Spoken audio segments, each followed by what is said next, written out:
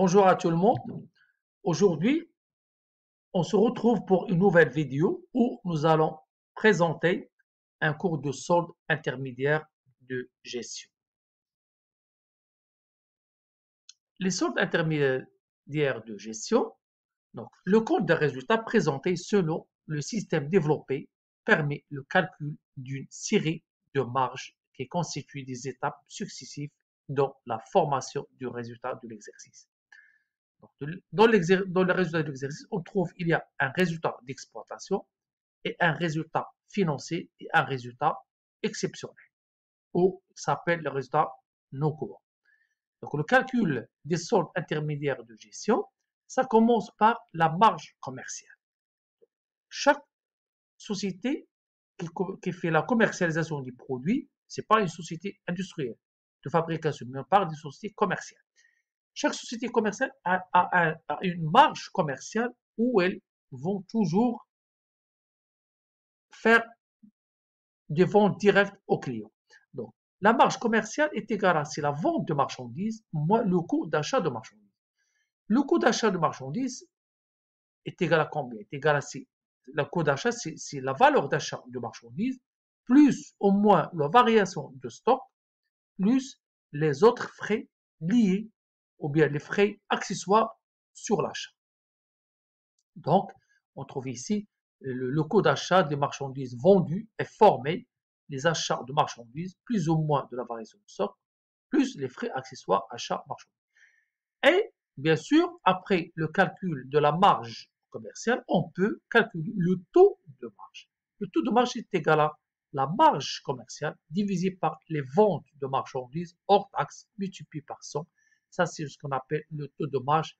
Des fois, on trouve, il dit, les commerçants, je veux te vendre un produit avec une marge minimale de 20%, 15%, 10%. C'est ça le taux de marge qu'on parle. La marge commerciale étant proportionnelle au chiffre d'affaires. Le taux doit respecter sensiblement constant. La comparaison avec le taux de marge de la branche d'activité permet à l'entreprise d'apprécier sa politique commerciale et sa performance. C'est-à-dire, on se retrouve, on rapproche notre marge dégagée par rapport à la marge réalisée par notre concurrent. Donc, une application calcule la marge commerciale de l'entreprise, vente de marchandises hors taxe, c'est la classe 707, c'est 7797, c'est 3600, et le coût d'achat de marchandises, c'est pour 2600, c'est l'achat de marchandises, plus ou moins de la variation. Ici, c'est la variation de stock, c'est moins de 100, soit une valeur de 2600, avec une marge commerciale de 1000 dirhams. Le taux de marge est égal à 1000 divisé par 3600, à peu près c'est 17% ou bien 18% de marge. Donc, deuxième point, c'est la production de l'exercice. La production de l'exercice. Donc, ce point ne concerne que les entreprises industrielles ou bien les entreprises de production. La production de l'exercice est égale à la production vendue plus ou moins la production stockée plus la production immobilisée. Donc, la production vendue, c'est la production, c'est la vente de la société, le chiffre d'affaires de la société, plus ou moins de production stockée, c'est le stock réel dans l'entreprise, c'est la variation de stock, c'est le stock initial moins le stock final, c'est en chiffre, ça, le prix, c'est le prix de production.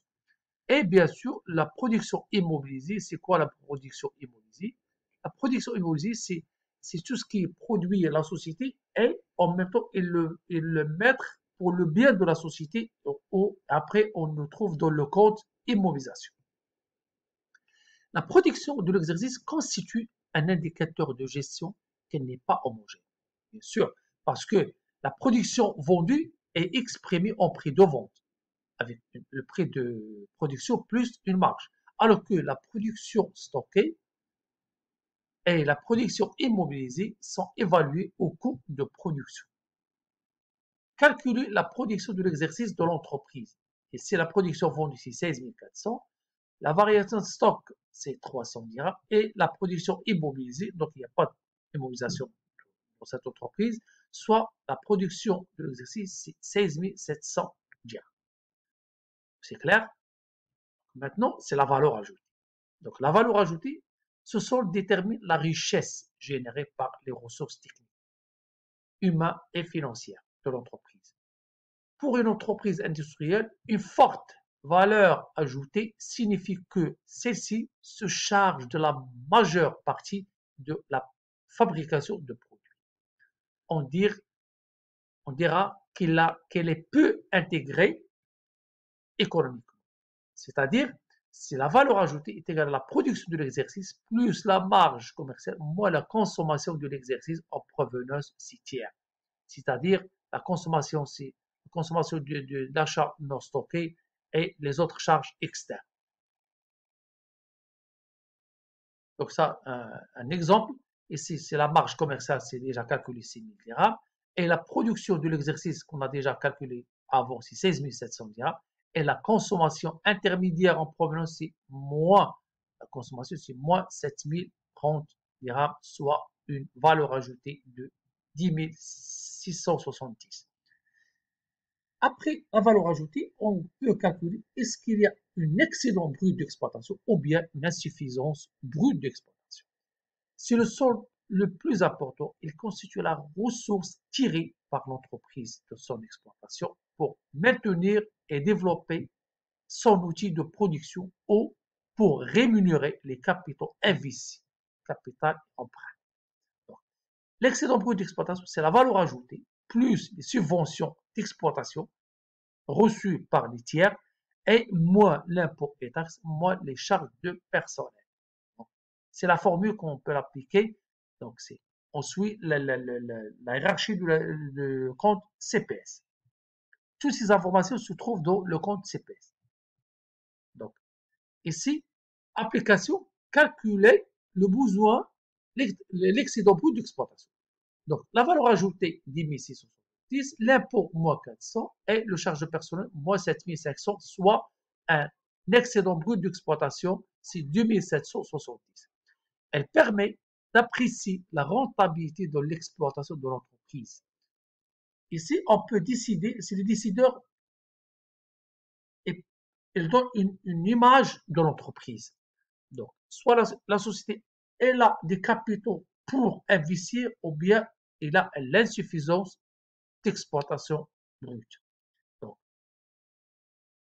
elle permet d'apprécier la rentabilité de l'exploitation de l'entreprise avant les décisions relatives aux amortissements aux provisions, l'influence des résultats financiers et exceptionnels et l'incidence de l'impôt sur les bénéfices. Donc, quand on a le résultat brut d'exploitation, après, qu'est-ce qu'il arrive? Il arrive les amortissements, provisions. On a une idée, est-ce qu'on peut provisionner un montant plus, moins, c'est quel niveau qu'on peut avoir le niveau de provision. Et après, l'influence des résultats financiers et des résultats exceptionnels, à quel niveau on peut jouer dans notre niveau qu'on a comme excédent brut d'exploitation. Le résultat d'exploitation. Donc, c'est le résultat qui découle de l'activité normale de l'entreprise. Résultat d'exploitation, c'est l'excédent brut d'exploitation, moins plus reprise sur charges et transferts, plus autres produits, moins les dotations aux amortissements et provisions et moins autres charges. Ça, c'est un calcul à faire, une application. Donc, toujours, excédent brut, le BE, on a, c'est 2770. Reprise sur amortissement et provision de 100 dirhams. Avec 750, c'est le transfert de charges d'exploitation et dotation aux amortissements moins 1850, soit un LBE de 1770. Après, on calcule le résultat courant avant l'impôt. Le résultat courant avant l'impôt, c'est le résultat d'exploitation plus les résultats financiers, moins les charges financières. Donc, ça, c'est le résultat courant avant l'impôt. Après, on a le résultat exceptionnel. C'est ce qu'on appelle le résultat non courant. Donc, résultat exceptionnel, c'est résultat exceptionnel est égal à produit exceptionnel moins une charge exceptionnelle. Maintenant, on va voir une application. Donc, produit exceptionnel 270 moins les charges exceptionnelles moins 300 dirhams, soit un résultat déficitaire exceptionnel de 30 dirhams.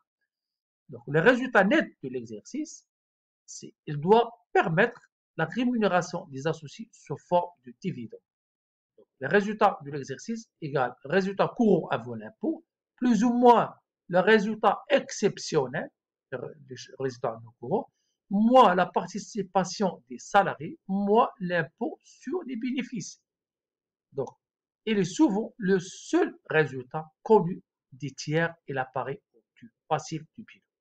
L'application, bien évidemment, on va chiffrer ce qu'on a vu tout à l'heure. Résultat courant avant l'impôt, c'est 420, moins résultat exceptionnel de 30, et on a l'impôt sur le bénéfice moins 130 dirhams, soit un résultat net de l'exercice de 260. Maintenant, on va voir les plus ou moins values sur cession d'éléments d'actifs. Ils apparaissent au bas du tableau de solde intermédiaire de gestion. Ce solde met en évidence le calcul de la plus ou moins value sur cession d'éléments d'actifs immobilisés. Donc, on trouve ici, c'est le plus ou moins value, c'est égal à le produit de cession moins la valeur comptable d'éléments d'actifs cédés. C'est la valeur nette comptable qui se trouve dans le bilan. Donc, le résultat, on trouve une application. Donc, le produit de cession, c'est 200. La valeur nette comptable, c'est 100. Et la différence, c'est plus-value de 100 dirhams. Maintenant, on a fini le travail de solde intermédiaire de gestion. On va schématiser ce tableau ici, non, en globalité, ce tableau de solde intermédiaire de gestion. On trouve ici, c'est le produit, ici, toutes les charges, et ici, le tableau de solde intermédiaire de gestion. Bien sûr, le solde intermédiaire de gestion, on travaille toujours sur la base du CPC. Tous les éléments qu'on se trouve ici, on apprend juste le compte de CPC. Si le compte de CPC il est bien établi et bien identifié, donc facilement on peut calculer le solde intermédiaire de gestion. Merci à tout le monde et je vous souhaite bienvenue sur le prochain cours. Inch'Allah.